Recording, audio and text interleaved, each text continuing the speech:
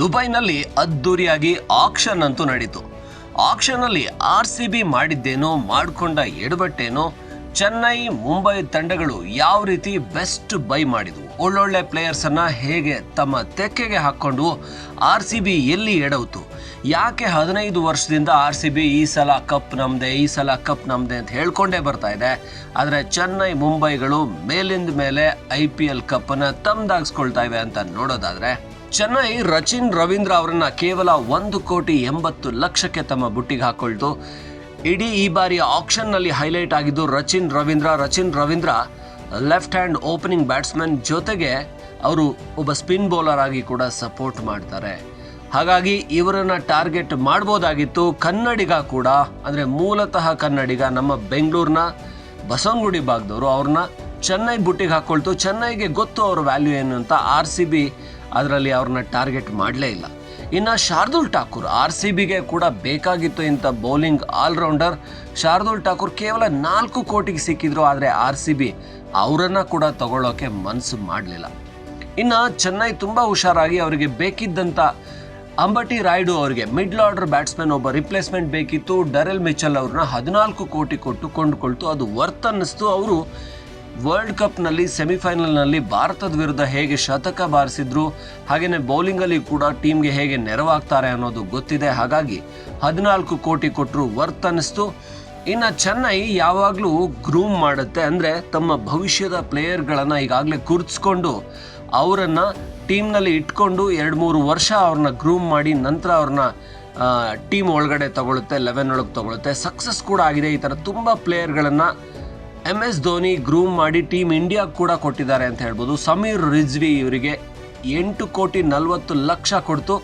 ಇದಕ್ಕೆ ಕಾರಣ ಅಂತ ಹೇಳಿದರೆ, ಅವರು ಈಗ ಬೆಳೀತಾ ಇರುವಂಥ ಒಬ್ಬ ಬ್ಯಾಟ್ಸ್ಮನ್ ಬರುವ ದಿನಗಳಲ್ಲಿ ಒಬ್ಬ ಭರವಸೆಯ ಬ್ಯಾಟ್ಸ್ಮನ್ ಆಗ್ತಾರೆ ಅನ್ನುವ ಕಾರಣಕ್ಕೆ.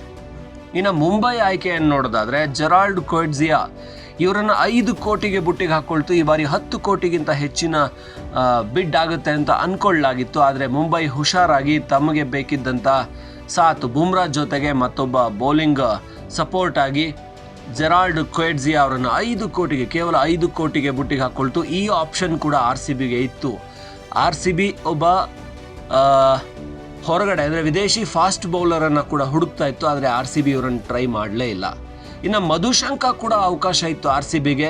ಅಲ್ಲಿ ಮಹೇಲಾ ಜಯವರ್ಧನೆ ಮುಂಬೈ ಟೀಮ್ನಲ್ಲಿದ್ದರು. ಅವರು ಹುಷಾರಾಗಿ ಮಧುಶಂಕ ಅವ್ರನ್ನ 4,60,00,000ಕ್ಕೆ ತಮ್ಮ ಬುಟ್ಟಿಗೆ ಹಾಕೊಂಡ್ರು.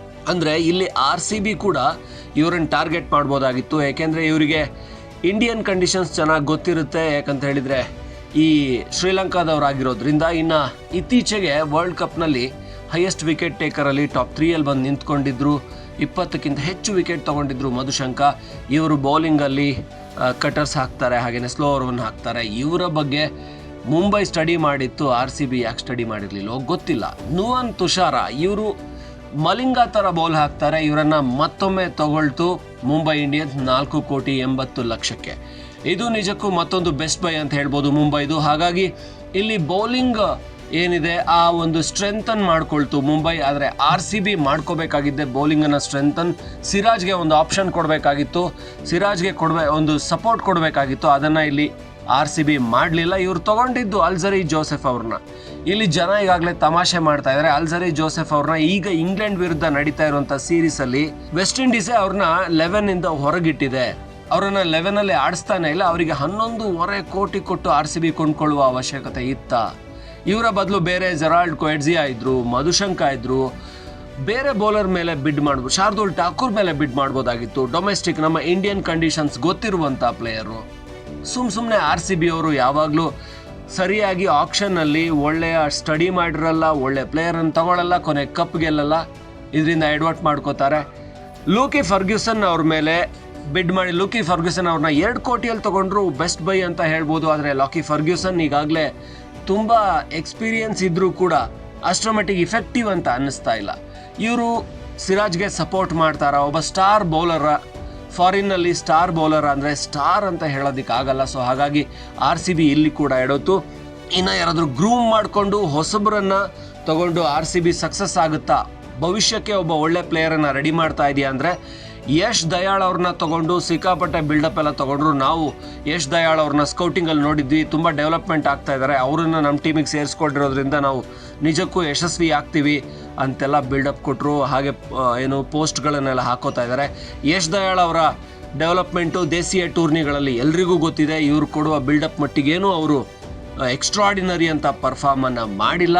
ಇವರು ಯಶ್ ದಯಾಳ್ನ 5 ಕೋಟಿಗೆ ಯಾಕೆ ತೊಗೊಂಡ್ರೋ ಗೊತ್ತಿಲ್ಲ, ಅಷ್ಟು ಬಿಡ್ ಮಾಡಿ. ಹೀಗಿರುವಾಗ RCB ಅವ್ರು ಮಾಡೋ ಎಡವಟ್ಟುಗಳನ್ನ ನೋಡಬೇಕು ನೀವು, ನಿಮಗೆ ಆಶ್ಚರ್ಯ ಆಗುತ್ತೆ. 20 ಕೋಟಿಯವರೆಗೂ ಹೋಗ್ತಾರೆ ಪ್ಯಾಟ್ ಕಮಿನ್ಸನ್ನು ತಗೊಳ್ಳೋದಕ್ಕೆ.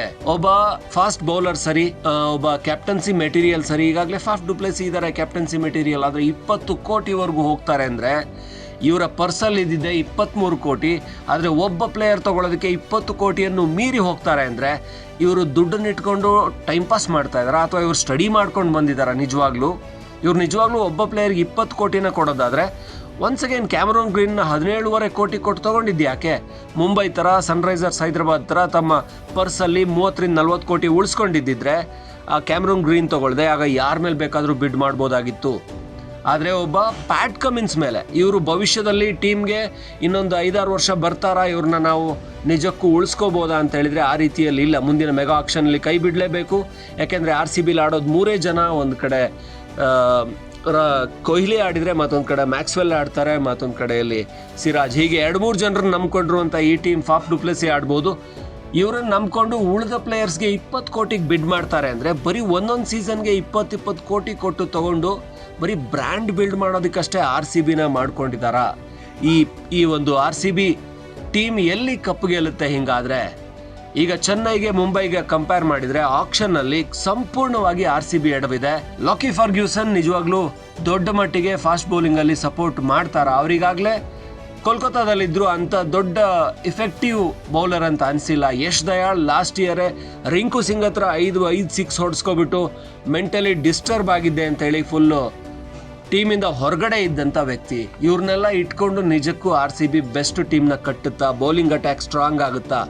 ನಂಬಿಕೆ ಇಲ್ಲ. ಖಂಡಿತ RCB ಮತ್ತೊಮ್ಮೆ ಕಪ್ ಗೆಲ್ಲುತ್ತೆ ಅನ್ನುವಂಥ ನಂಬಿಕೆ ಇಲ್ಲ. ಇದನ್ನು ನಾವು ಹೇಳ್ತಾ ಇಲ್ಲ, ಹೊರಗಡೆ ಜನ ನೋಡಿದವರು. ಇಂಡಿಯಾದಲ್ಲಿ ಪ್ರತಿಯೊಬ್ಬರು ಕೂಡ ಕ್ರಿಕೆಟ್ ಅನಲಿಸ್ಟ್ ಆಗಿರ್ತಾನೆ, ಪ್ರತಿಯೊಬ್ಬ ಕೂಡ ಕ್ರಿಕೆಟ್ ಬಗ್ಗೆ ವಿಮರ್ಶೆ ಮಾಡ್ತಾನೆ, ಪ್ರತಿಯೊಬ್ಬರು ಸೋಷಿಯಲ್ ಮೀಡಿಯಾದಲ್ಲಿ ಬೈತಾ ಇದ್ದಾರೆ. RCB ಬೈಸ್ಕೊಳ್ಳೋ ಥರ ಇದೆ. ಇವ್ರು ನಿಜವಾಗ್ಲೂ ಒಳ್ಳೆ ಬೈ ಮಾಡಿಲ್ಲ ಅಂತ ಹೇಳ್ತಾ ಇದ್ದಾರೆ.